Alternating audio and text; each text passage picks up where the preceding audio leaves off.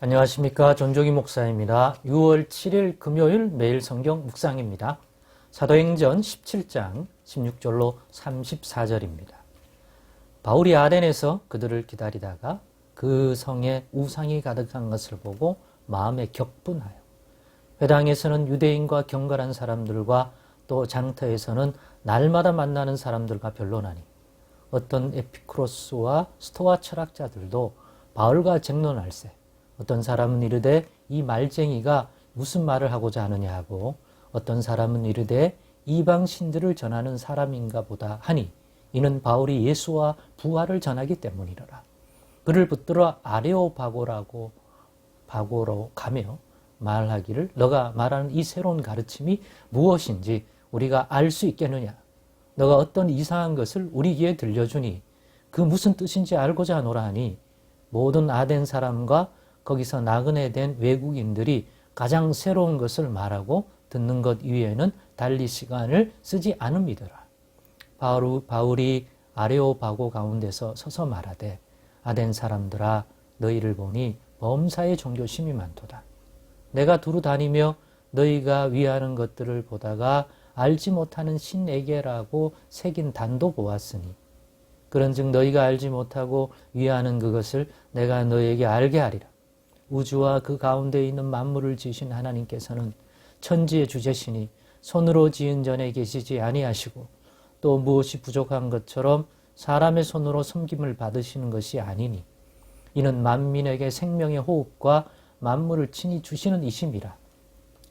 인류의 모든 족속을 한 혈통으로 만드사 온 땅에 살게 하시고 그들의 연대를 정하시며 거주의 경계를 한정하셨으니 이는 사람으로 혹 하나님을 더듬어 찾아 발견하게 하려 하심이로되 그는 우리 각 사람에게서 멀리 계시지 아니하로다. 우리가 그를 힘입어 살며 기동하며 존재하느니라.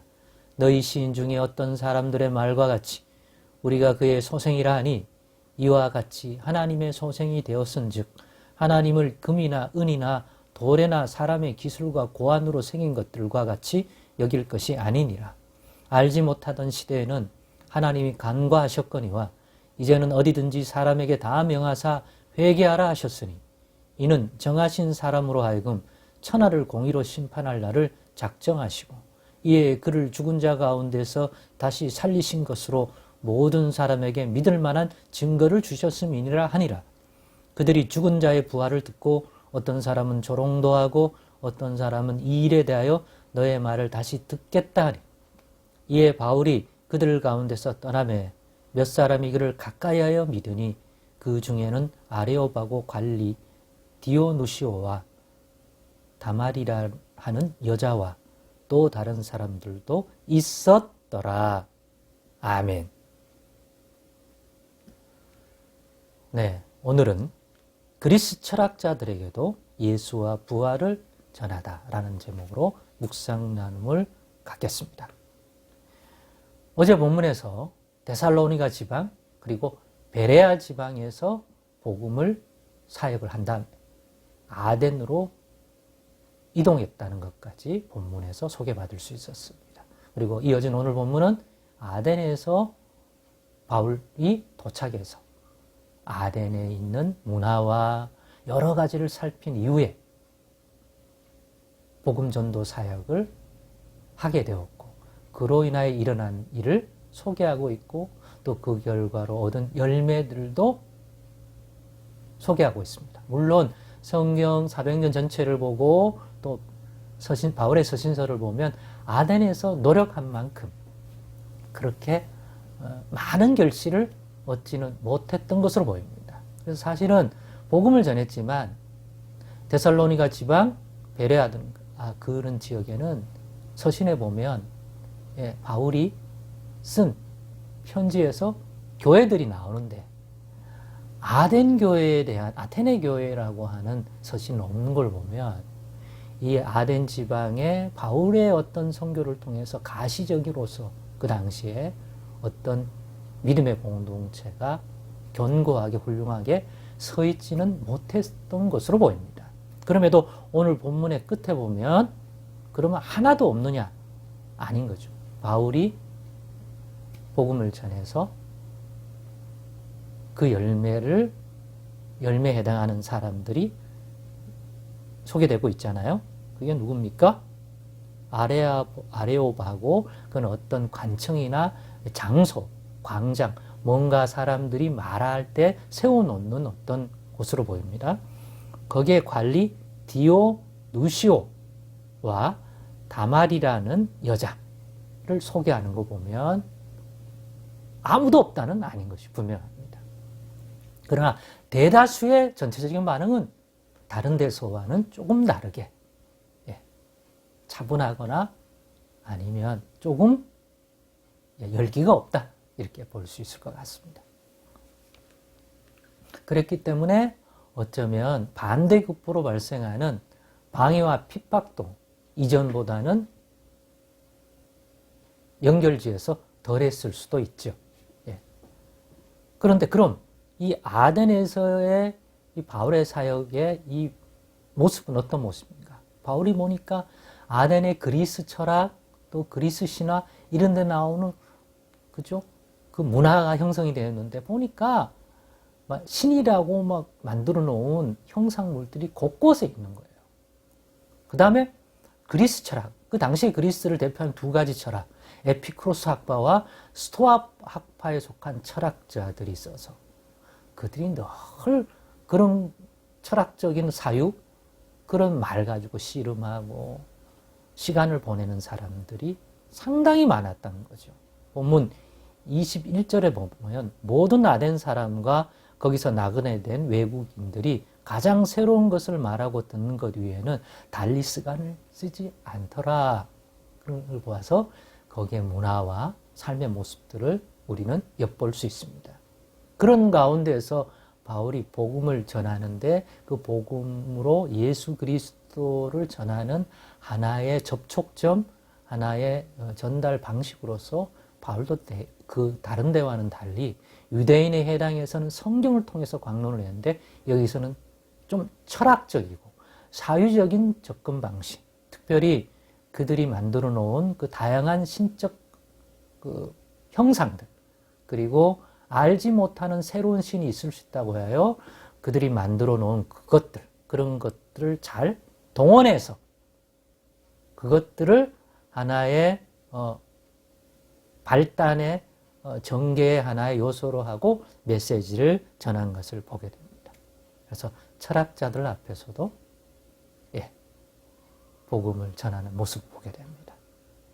그래서 이전의 바울의 메시지와 결론은 같지만 내용은 굉장히 포괄적이고 철학적이고 어떤 면에서는 다소 형이상학적이기도 하고 그런 메시지 구성을 오늘 본문이 보여주는 것입니다. 그러나 결론은 같습니다.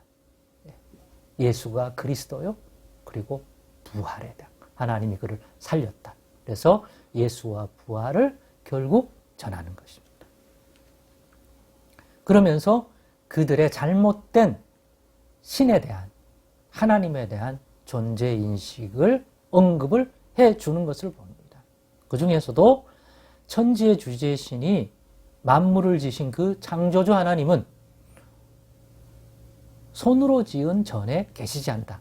신전이 많았기 때문에 그거 지적합니다. 야, 그거 거기 계시지 않아. 두 번째는 무엇이 부족한 것처럼 사람의 손으로 섬김을 받으시는 그런 존재가 아니야. 그렇기 때문에 그분은 이런 분이야 만민에게 생명과 호흡과 만물을 신이 주시는 그분이지 우리의 섬김을 받아 신전 안에 있고 또 무엇이 부족한 것처럼 우리가 그런 물질적인 것들을 갖다 바치면 좋아하는 식의 우상숭배는 하나님께 대한 합당한 게 아니라는 내용입니다. 그러면서 쭉 하나님이 만물을 다스리는 것과 관련된 그러한 내용들을 쭉 전개합니다. 그리고는 예수가 예수에 대하여 부활에 대하여 그 참 하나님이 우리를 구원하기 위하여 보내신 자 예수 그리스도에 대한 얘기를 하죠. 그러니까 유대인에 해당해서 유대인들에게 말할 때 하는 그 전개 방식과 그 도입한 내용이 다르죠. 그렇게 항상 바울은 깨워서 이 도시를 살피고 영적 상태라든가 문화라든가 이런 걸 보면서